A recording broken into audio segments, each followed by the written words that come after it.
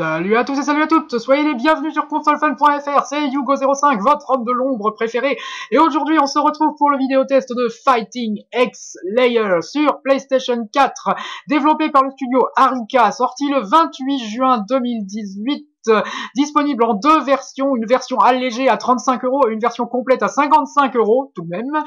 Fighting X Layer étant la suite spirituelle de la série des Street Fighter X du studio Arika, qui a eu droit à 3 opus sur PlayStation et PlayStation 2. Ensuite, Capcom et Arika se sont séparés, mais le studio nous a sorti ce jeu qui comporte les personnages de la série X, mais pas les personnages du grand Street Fighter avec un grand S.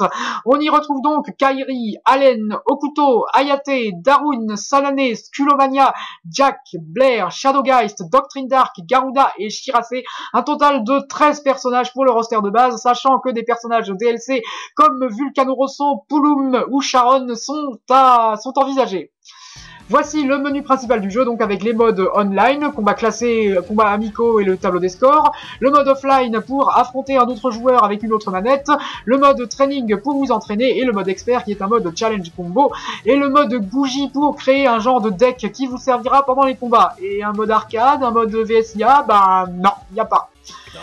Sur le terrain, que dire ben, graphiquement pour de la PS4 c'est pas mal, voilà, je dis ça va, y a pire, les personnages et les décors sont bien modélisés, je trouve que le studio a fait un joli travail, bon, les animations sont fluides, les décors sont tout de même un peu vides, je trouve, comparé aux cousins Street Fighter. Alors au niveau du système de jeu, c'est comme Street Fighter, hein, c'est un système à 6 boutons, 3 coups de poing, 3 coups de pied, faible, moyen, puissant. Pour les coups spéciaux, vous avez le choix entre les commandes traditionnelles, c'est-à-dire quart de cercle, demi-cercle, charge, etc. ou un système de commandes plus simplifié qui vous permettra de lancer les combos un peu plus facilement, mais ce n'est pas non plus avec ce système de commandes que vous deviendrez un PGM non plus, hein, il faut quand même s'entraîner. La barre de puissance est divisée en 3 segments, chacun vous permettant de lancer une super attaques qui peuvent être enchaînées les unes à la suite des autres pour causer de nombreux dégâts. Le système de bougie, donc, qui ressemble un peu au système de gemmes dans Street Fighter Cross Tekken, vous permet de vous équiper de bonus qui s'activeront selon certaines conditions et vous conféreront des avantages supplémentaires comme plus de puissance d'attaque, augmentation de la barre de puissance, etc. À vous de choisir ces bonus en fonction de votre style de jeu. Il y a de nombreux decks préconstruits mis à votre disposition. Et c'est à peu près tout ce qu'il y a à dire. Moi, tout ce que je peux dire, c'est que le système fonctionne. Il faudra un minimum d'entraînement avant de maîtriser votre personnage. La preuve en est avec le mode expert, donc le mode challenge combo. Bon, l'inconvénient du mode challenge combo, c'est qu'ils affichent le nom des coups, mais pas la commande pour exécuter ces derniers. Du coup, vous devez passer sans arrêt dans la liste des commandes pour toutes les 2 minutes pour voir à quelle commande correspond quel coup. C'est pas vraiment ergonomique. Mais j'en viens au gros problème que je lui trouve à ce jeu, c'est l'absence total de mode solo. Il n'y a aucun moyen de livrer des combats contre l'IA, ou presque. Pas de mode arcade, pas de mode versus IA. Le seul moyen de livrer des combats contre l'IA, c'est dans le mode entraînement, où vous pouvez livrer un combat sans fin, ou en activant le mode Kumite, qui déclenchera un genre de mode survival, où vous devez vaincre une succession d'adversaires avec une seule barre de santé. Bon, sinon le mode entraînement, j'ai rien à redire, il est très complet, avec de nombreux paramètres à régler au niveau de votre adversaire.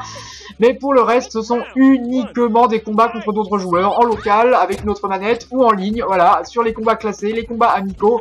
Bref, voilà, verdict, Fighting X Layer, j'avoue, je me suis un peu fait avoir. Non pas que le jeu est mauvais, c'est pas ça, c'est justement ce que je soulignais, le point c'est son absence de mode solo, quoi. Un petit mode arcade, c'était trop demandé peut-être. Voilà, donc c'est un gros inconvénient qui peut retenir certains d'acheter le jeu, quoi. À moins que vous soyez vraiment fan des combats en ligne, et que vous aimez vous battre contre d'autres joueurs, peut-être si vous voulez essayer, optez plutôt pour la version allégée à 35 €, parce que 55 € c'est quand même cher pour ce que ça propose, quoi. Alors on verra bien ce que l'avenir nous réserve, si le studio Arika va mettre de nouveaux modes de jeu, de nouveaux personnages DLC, c'est prévu, mais je sais pas trop ce que l'avenir va nous réserver, mais en tout cas pour l'instant ce jeu est vraiment petit, hein, pour ce qu'il coûte. Donc voilà, j'espère que cette vidéo test express vous aura plu. C'était donc Yugo05 pour consolefun.fr. Merci d'avoir regardé ce vidéo test, toujours aussi express, toujours aussi vite expédié. Et sur ce, je vous dis comme toujours, merci d'avoir regardé. À une prochaine vidéo sur consolefun.fr. Allez, à plus, bye, ciao.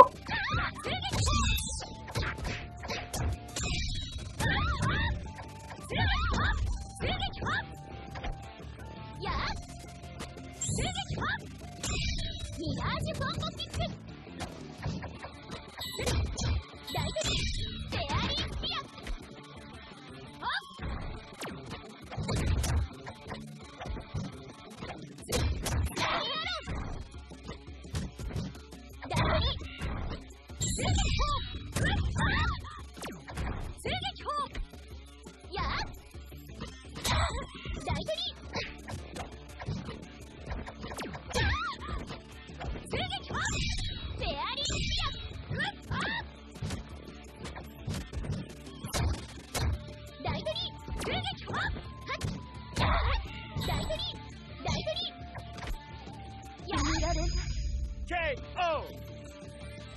じゃまだね